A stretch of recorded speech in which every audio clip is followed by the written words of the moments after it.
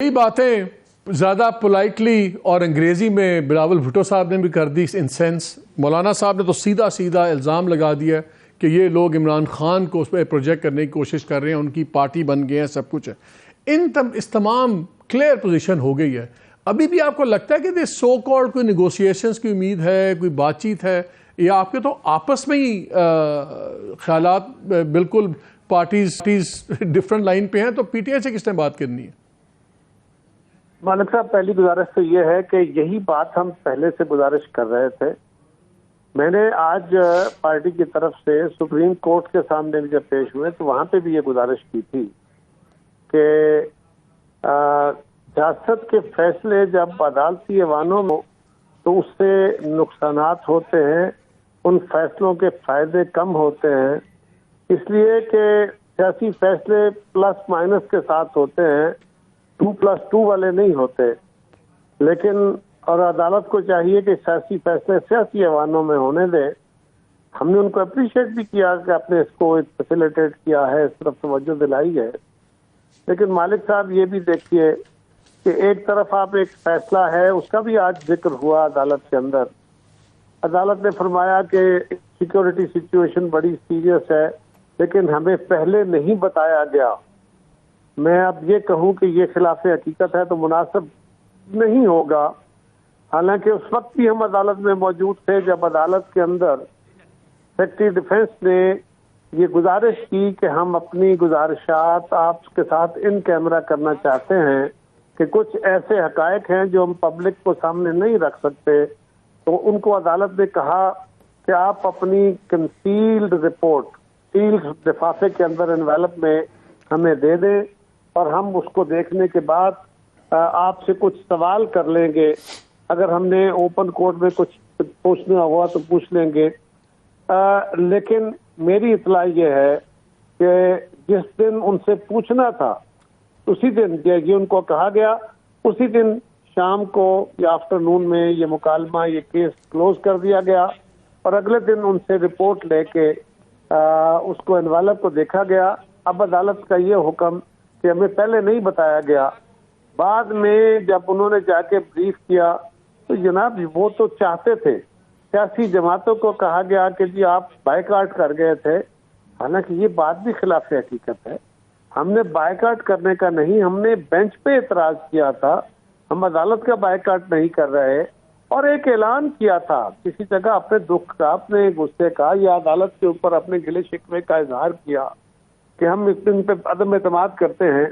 लेकिन वही जमातें मालिक साहब अपने नुमाइंदों की सूरत में, अपने वकला की सूरत में 5 दिन 4 दिन अदालत में दुहाई देती नहीं कि हमारी बात सुने, और आपने कहा कि नहीं हम आपकी बात नहीं सुनते। पहले कहा गया कि आप बैठे बाद में सुनेंगे, फिर बाद में आपने उनकी बात नहीं सुनी और अब आप कहें कि आपने हमें पहले नहीं बताया। तो ये बड़ा अजीब सा लगता है अदालत के लिए, या अदालत के बारे में इस तरह की गुफ्तगू बहुत नामुनासिब है, मुझे नहीं करनी चाहिए। लेकिन मैं क्या करूं, मुझे अपना आर्गूमेंट आपके सामने रखने के लिए ये बातें करनी पड़ रही है। मालिक साहब, हमने आज भी कहा कि आप अगर बिल्कुल इस मामले से अदालत ने इसको आइडेंटिफाई कर दिया, इस तरफ चीजें चल पड़ी, हमें सियासी कुव्वतों को अपने फैसले करने दें और हम इसको, हमने पीटीआई को दावत देनी है। लेकिन उससे पहले जो हार्ड लाइन्स हमारे अंदर हैं, जो पहले से मौजूद है, मौलाना फजलुर रहमान साहब की लाइन को आज हार्ड नहीं हुई, वो काफी अरसे से नाराज है और दुरुस्त नाराज है। हमारी जमात के अंदर भी बड़ी हार्ड लाइन थी, मुस्लिम लीग में भी थी, लेकिन हमने जहां बाकी दोस्तों को राजी किया, मौलाना के पास भी गए और हमने उनसे गुफ्तगू शुरू की। अगर इत्तेहादी गुफ्तगू करें तो वो और तरीका होता है मालिक साहब, आप तो जानते ही है ना। तो हम उसके लिए रास्ता पैदा कर रहे थे।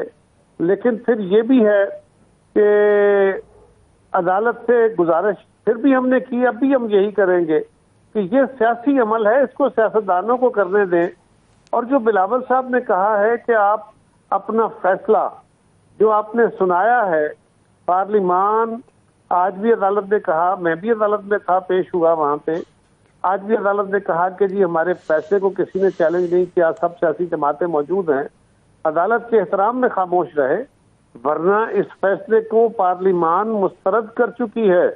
यूनानिमसली पार्लिमान हमें पाबंद कर चुकी है हुकूमत को कि आपने इस अदालत का 2-3 का फैसला नहीं मानना, 3-4 के फैसले को लेकर चलना है और उसके ऊपर लेजिस्लेट भी कर चुकी है, फर्दर लेजिस्लेशन अदालत ब्लॉक कर चुकी है।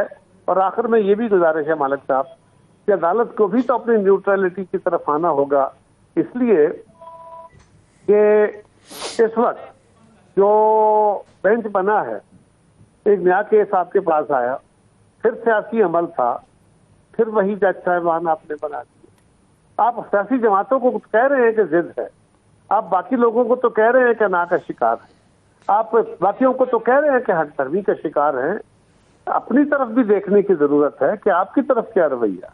कारा साहब, मैं चाह रहा हूँ जरा आप आखिरी सवाल करने से पहले मैं चाह रहा हूँ आप सुन लें कि आज प्राइम मिनिस्टर ने क्या कहा, क्योंकि गेम बड़ी क्लियर नजर आ रही है कि जो PMLN की क़यादत है, आप फॉर्मली PDM का हिस्सा तो नहीं है लेकिन आप एलाइज हैं, गवर्नमेंट में हैं।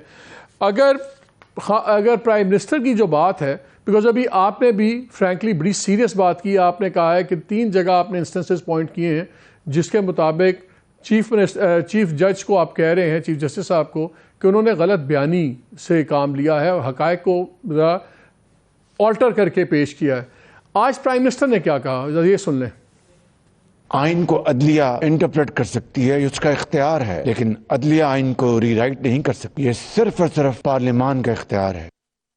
नहीं, इन्होंने पूरा नहीं चलाया। इसके आगे क्लिप में वो कहते हैं कि हम सियासी कीमत देने को तैयार हैं, वही मैं सुनाना चाह रहा था, वो अनफॉर्चुनेटली नहीं चला। उसमें क्लियर उन्होंने कर दिया कि सियासी कीमत यही है ना कि हम नई बात मानेंगे और अगर हमें निकालते हैं निकाल दें कंटेम्प्ट के अंदर। अगर आप इनकार करती है, गवर्नमेंट नहीं मानती सुप्रीम कोर्ट की बात, तो आप लोग क्या गवर्नमेंट के साथ खड़े होंगे? क्या आप भी इस फैसले की तायद करेंगे कि ठीक है हमने इलेक्शन नहीं करवाने 14 को और कम वोट में, कि इस पे उस वक्त आपका फैसला अलग होगा? मालिक साहब, वजीर आजम साहब अपने इत्तेहादियों से मुशावरत से फैसले कर रहे हैं और वो कोशिश कर रहे हैं कि हर मामले में हमें साथ लेके चलें। ये सबका मुश्तरका फैसला है। हम अदालत को, पार्लियामान ने हमें पाबंद किया है, अगर पैसे ना देने का फैसला है तो पार्लियामान ने किया है, फैसला ना मानने का फैसला है तो अदालत को पार्लियामान ने किया है। वजीर आजम के फैसलों के तो सारे इत्तेहादी साथ हैं, लेकिन हमारी आज भी ये कोशिश है और कोशिश रहनी चाहिए कि ये स्टैंड ऑफ इस तरफ ना चला जाए कि ये एक की शिकस्त तो दूसरे की फतह हो, बल्कि अदालत का फैसला कानूनी इश्यूज पे तो आना चाहिए और जो दीगर मामलात है, सियासी इश्यूज, उनके अंदर अगर और अगर लास्ट सवाल, अगर प्राइम मिनिस्टर डिस्क्वालीफाई कर दिए जाते हैं तो क्या बिलावल भुट्टो अगले प्राइम मिनिस्टर हो सकते हैं? मतलब कि ये मैं इस सवाल का जवाब नहीं दूंगा, इसलिए कि ये और स्पेकुलेशन को खोलेगा। मुझे ये तवक्को है कि इस हद तक चीजें नहीं बिगड़ेंगी, इस हद तक जिद नहीं जाएगी कि हुकूमत को फिर दोबारा किसी बड़े इम्तिहान में जाए। अल्लाह ना करे वो वक्त आए। अगर ऐसा वक्त आया तो पाकिस्तान के लिए बहुत बुरा होगा, अच्छा नहीं होगा।